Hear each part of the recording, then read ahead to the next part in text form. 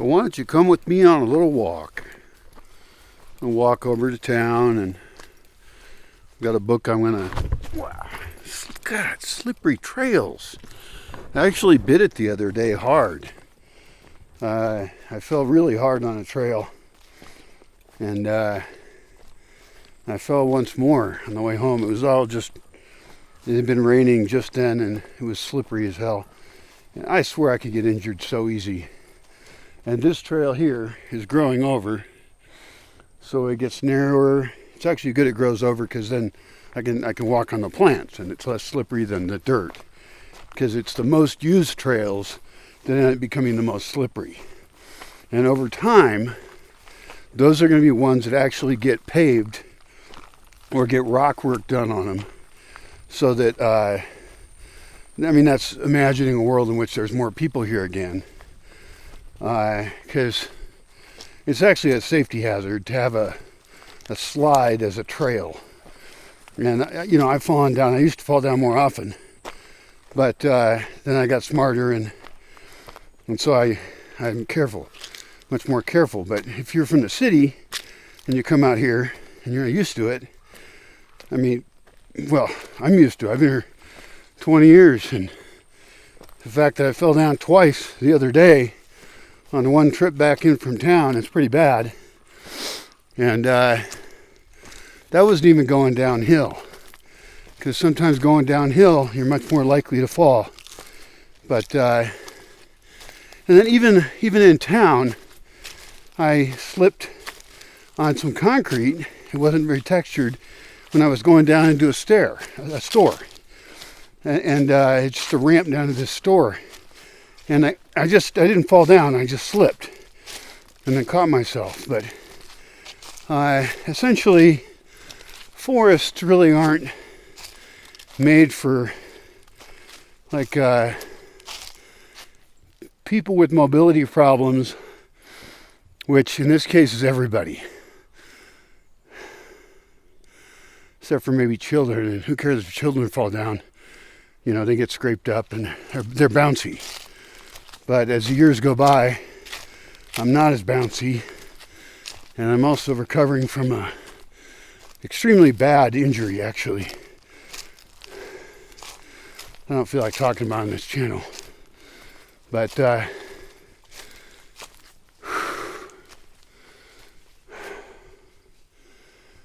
infrastructure that's needed to make this place be safe for people to be in, so that they're both safe and that the forest is safe from them, is a lot. And so I need to have better housing, keep people warm and happy out of the cold and rain without using any extra energy to do it. I mean, we can have a fire. I got plenty of firewood. So we can have cosmetic fires, but buildings should not be designed so you ever have to have a fire. That's to design it that way is an attack on the forest. And then have trails good enough that people stay on them, because it's the most comfortable place to be. And have places where they can run around like crazy locos. I used to a long time ago. I actually had a frisbee golf course that I set up, and you wouldn't even know it now. It grew over, and there might even be some stuff still up there, some targets for it. But that would be a fun thing to do. And because I'm not as physically active as I used to be, although I should go ahead and not give in to age and get more physically active again. I need to get particularly with my legs, I need to get stretched out. I need a physical therapist, actually. There's certain roles of people that I actually need them, and I would be more inclined to have them come here if they could fill those roles. But anyway, back to the topic, which is protecting the forest, I guess, but still serving people. This is fundamental to the idea of mixing human use with forest use, having both be super valuable. And of course, my thing I've said in the past is that the forest is more important. The trees are more important than the people. But the trees won't be protected unless I can have people paying to be here to support the place, and benefit from being in the place. And that's what will actually keep the trees alive. And so the question, the puzzle becomes, how do I have people in the forest, very active, doing a lot of stuff, while the forest is enhanced as a result? Not just that the forest isn't damaged, but that the forest is actually better off. And that can happen. I mean, we'll be buying food and bringing it in. Sure, we'll be growing food here too. That's a net equal thing. But if I'm always importing food, just like I buy dog food, I buy dry dog food. All that food ends up in the forest. It goes through the dog, it becomes poo, and then becomes dirt. So I'm enriching the forest just with dog food. Now, of course, people coming in, their poo's not as clean, since people take a lot of drugs. They've actually, I saw an article where sharks have been testing positive for cocaine off some coast because the fish are probably eating sewage that goes into the ocean, and then the sharks eat the fish. I'm making part of this up. I forget the article. I didn't read it. I just saw the headline and a couple paragraphs. But the point is, I've seen cases like this before, where we're like humans are doing a lot of antibiotics, and so the truth is humans don't actually have clean poo. And this is a conversation for composting toilets. I'm going to be making a series of videos about composting toilets. But apparently people's poo is actually potentially kind of toxic. Or birth control pills that women take, so you got hormones in there. Holy shit. Where'd that come from? Oh, it came from that tree. It's a madrone tree. Madrone trees are always kind of dying on one side and twisting. And so this has fallen into the road. Luckily, I'm not in a rush in a vehicle. That's too heavy to pick up for me right now. I could do it if I wasn't videoing. I'll do it way back. I have to use this road in a couple of days. So, anyway, so let's go on with this theme of we want to maximize use of the forest. And I think mainly that's about having very dense human use available, and also have spaces where the human use is very lightweight. For example, if I have a dirt trail off to a little spot where people have a campfire and a little roof for rain or something, or sun, and or places to speak in the forest, to talk, that kind of trail stuff, that footprint of that is very, very low, even at high use. Now, even then, I would want to plan for making trails better than I have made them. There can be tiny trails in places, it's just fine. But I want to plan as if there's going to be a lot of people. And right now there's no danger of that, because I don't really say yes to anyone, and nobody's really worth saying yes to. I was in town the other day and some guy said to me, well, I'm going to come up and visit you. And that's just really the wrong way to phrase it. Don't tell me you're going to come up and visit me. Ask me, and also think about the fact that you're going to be costing me my time. You're going to be using my place. And you should offer something. Most people don't think like that. A lot of people are raised to just think, what can I take? What can I take? What can I take? And so I want them to consciously, if they visit here, be thinking, what impact am I even having on the forest? I mean, I don't care about me really that much. Well, in the case of people, I do, because it's my time. But them paying me, all it does is go into projects that are going to enhance this forest. And the thing is, if this forest becomes more valuable than monoculture, that's my competition, is just cutting the forest down and having it all become monoculture. If it becomes more valuable to people than that, whether I'm part of it or not, then the forest will survive and thrive. And I'll be planting more pretty plants. I'll have more wildlife. People won't care about the wildlife directly. They care about it in theory.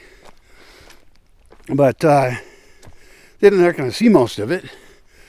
I could get some like emus and other animals. That would be really cool, actually. to increase, like I want donkeys here, I want a donkey sanctuary.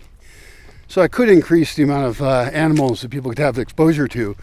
But the truth is that the actual wildlife here, the important wildlife, the native wildlife, which has plenty of other space to be. I mean, I have a big piece of land, but there's whole hills up there filled with unused land. It's protected. It's protected by an organization, a couple of organizations that own it, and they're not going to do anything with it for the most part. That's not their goal. So here, it's okay if I make some changes and if I bother some wildlife, but even so, just philosophically, I don't feel like it. I don't want to do that. So, there's armadillos here, foxes. Occasionally I've seen deer tracks, but those are rare. I've also thought about raising deer, native deer, and then releasing them into the wild, in which case I would scare the deer. I would have scared deer I would raise. And I would have some other deer that were selected to be like pettable and friendly and loved people since they were babies. And,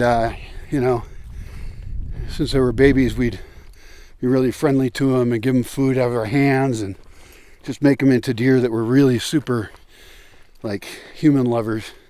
But the other deer, I would want to scare the shit out of them, make them really not like people, and make them a big area. And I got a lot of land here, so we could have acres and acres and acres of land where there's food that shows up there, but the only time people ever go there, the people are scary, noisy, and mean, and the deer don't like them. And that's to keep the deer protected, because if I raise a bunch of pet deer and then I release them into the wild, they're just gonna like walk up to a hunter and get shot.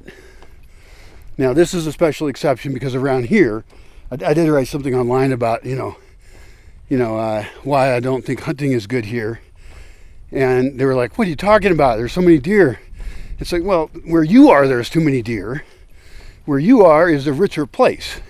Here, if there's more deer, they get hunted and killed. So there's barely any deer.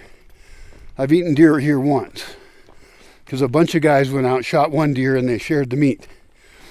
But that's another weird project I could do, and I could think about crowdfunding it, is raising these scared deer. I could call it the Scared Deer Project. That's a funny name. See, it's part of the fun of doing projects if you just naming them goofy stuff. And I have these deer that then get released. I don't know how we'd catch them. If they grew up in a big place to run around, they weren't used to being caged. I guess they'd have to have their own babies. They wouldn't have predators because we'd wall it in enough so the babies survived. And then, let's see, what do we do?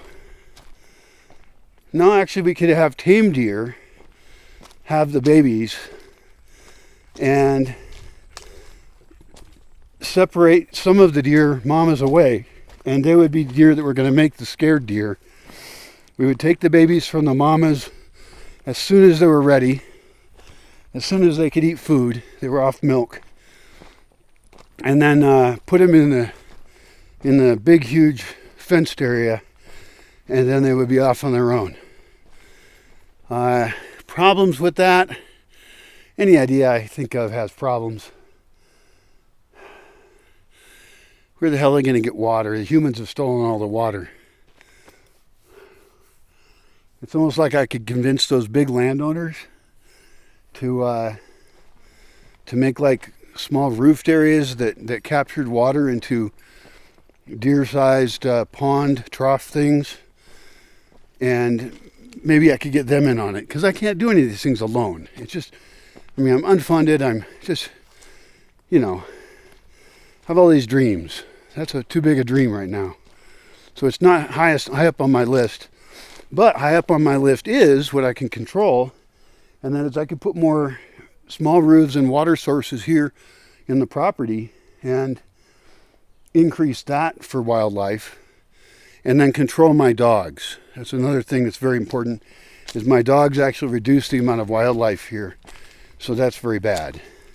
Again, the bigger topic is how are we affecting the forest, in this case wildlife, so more wild topic. Ha ha ha ha ha. And I think controlling the dogs is really critical. To do that, I could get electric collars that are like electric fences where it beeps at them, and if they go out of an area, then it shocks them. So I could control them that way. More likely, it's fencing. And I've done other videos about how I need to have a lot more fenced areas. And the point is, reduce the areas the dogs can get to. Automatically, that's going to cause the wildlife to skyrocket. And if I add water to that, water is available. It would help bird life too. I could make bird life 10 times higher than it is now here, just by having all year long bird baths. In the rainy season, it's no problem. They'll fill themselves. But have it during the dry season. And now you might say, well, that seems like a weird system to make. I mean, I'm so critical. I criticize stuff before I even say it. That's what a weird, messed up guy I am. But that's what we got to be. You know, we can't just believe every goddamn stupid thing we think up. Anyway, so the problem is that if I was to provide water for these animals, let's go with birds, okay? Well, it's true for other animals as well.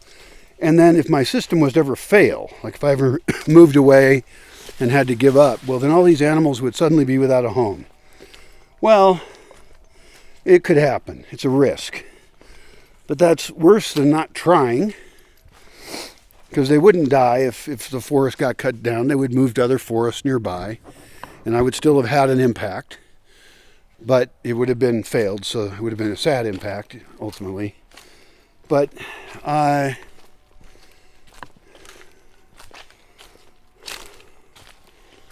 well, I mean, that's a road I don't want to think too much about. I don't want to fail. I want to have that be part of it, though. And if I did it that way, I could have a lot of the land, maybe, I don't know what percentage, but hopefully over half. That'd be great. I mean, that would leave so much space for humans, but over half of it be protected so that you could actually sit and watch areas that there's less predators in particular human predators and dogs. If there's natural predators, like if owls are eating squirrels, and I really want owls to eat mice, so I do want to put up owl houses. If I do things like that, and I actively am improving habitat, you know, if I'm putting like branches up into trees and sculpting oaks so that they have more good buildable surface area for nests, and put plants in there that are endangered. There's an endangered orchid here. There's a epiphytic cactus here. I've been wanting to do that. I mean, I have them. I keep them alive, but I haven't made a big effort to. I mean, this is a lot of work. You know, even though the forest grows on its own, the number one thing I can do is keep humans from doing damage. But I want them here because I'm lonely, I'm bored, and I want to then control them in ways so that they have less impact, but they actually like it more because they're able to see into areas that have more wildlife. You know, even how we raised bees. If there was beehives where you could stand in a spot and there's a clear, covered area and there's a clear wall and you can see the bees at work, that'd be cool. Inherently scientifically awesome. Kids would love it. Put that stuff low down so kids can see it. Or whatever. And what else? What are the other threats? Garbage. All garbage gets handled. I've already got that taken care of. I have a whole philosophy of that. I keep all the metal and glass because it'll be useful later. Anything organic can get composted into that system. That's fine. Keep people from bringing in crap food. We provide them with good food to fix that. That would also help their poo be more pure. So we can compost it and use it. Maybe not in the gardens, but somewhere. I have to read more about, what happens to, like if a woman's taking birth control pills, what happens to those hormones? Do they break down? Do they go into the plant? Maybe I don't want to use human manure on anything edible. That's entirely possible. But I have, I want to grow forest foods. But then even if it was forest foods, there's animals eating that. There's rabbits out there, wild rabbits eating those. Am I giving birth control inadvertently to wild rabbits? And what impact did that have on them? Now we're just going down the rabbit hole, every goddamn thing, where there's more impact that we have than we understand on a wild environment. But I know we can do better than we do now. Now we just pave and kill everything, so all you end up with is rats. And instead we could have a place where there's 10 times more bird life, where there's lots of other stuff. If anything, we would want to potentially control how much, and this is an interesting idea, predator versus prey. Would we want to have an environment that we keep predators out of, and that we grow a lot of animals, and then sometimes we have ways we can let them out, we can let them get out and repopulate the rest of the forest? But again, the water's a problem, because if they have water where we grew them and then they go out to a place and there is no water, that's a problem. Until civilization falls, these hills will not have enough water, because it's all piped off for human use. That's another reason everybody should be doing rain capture, because when they're still releasing that water, they're just releasing it differently. We're just putting a temporary block in the water flow system. There's a lot of stuff to think about there. But anyway, I don't think it would be difficult to build places people like to be. Wildlife doesn't have to be the draw. We can still have a petting zoo for people and kids and stuff to enjoy, of really friendly, nice animals that don't bite you and stuff.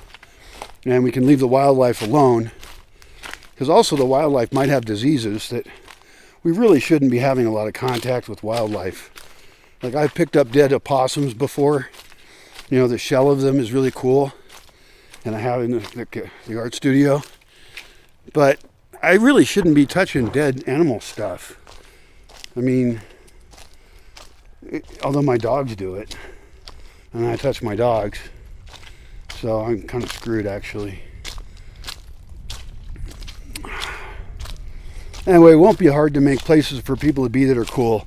But I guess what I have to do is think of people as the most dangerous element to introduce into the forest, even though they're going to save it by paying one way or the other, by running businesses or by paying to visit or have workshops or whatever I can figure out. But I have to wall the people in. And I can't just have pockets of forests that are walled in, although I guess I can do both. I mean, I could actually have places where I specifically raise wildlife and then and don't interact with it very much, so I don't train it. Like armadillos are a good example. Coyotes are a good example. The coyotes are losing their habitat to monoculture. They need forests like mine to survive. And should I raise coyotes? It seems like a weird idea. I think I would rather raise the prey than the predator. Coyotes would be a predator, right? So I would rather raise wild rabbits, for example, and then occasionally let the rabbits out, some of the rabbits. That would be weird, and not even trying to domesticate them. That's another mad science project that I can think of, is taking wild rabbits and attempting to domesticate them, which would have some benefit to re-domesticating the rabbit from here.